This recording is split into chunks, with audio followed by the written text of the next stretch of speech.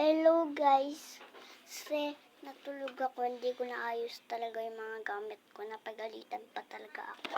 Ayan sila, di ba, tingnan nyo. Ang dami ko talaga mga gamit. Ayan yung mga pera ko. Ayan, hindi ko talaga naayos. Kaya ayusin na natin mga kabitso. Una natin ayos yung nandito. Siyempre, lilalaman natin mga parts dito.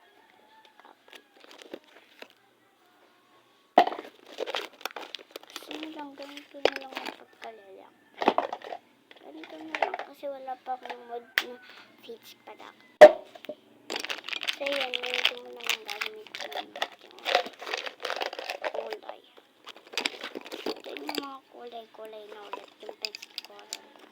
Ang dami ko talaga kulay mga kabitso. Dami ko kasing kulay. Kaya hindi ko magamit-gamit. Ano kung bang ginagamit nyo guys yung mga page? Kakagising pa lang. Pupulitan na agad.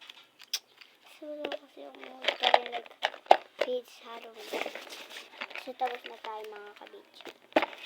Siyempre, next naman, ang mga bagin. Ano natin gagawin? Ito. Ito pala yung inauna kong magkakabit dito.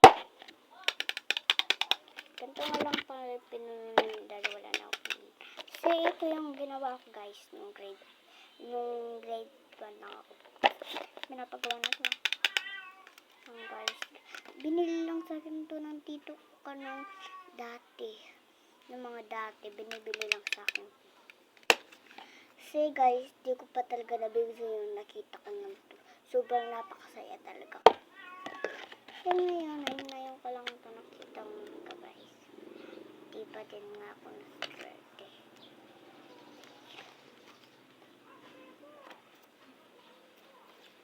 Ano nga pala ay wala akong mod ngayon. Nag-ayos na lang ako ng mga gamit ko. Dati kasi katiyo. Yung pag next naman yung libro natin. Ang libro to. Ang libro kasi ito. Ay kay Diyos. Libro na kay ito. Libro na Diyos. At ito naman yung stick glue. Ito mo na. Then nag-ayos na ako ngayon. Ayan.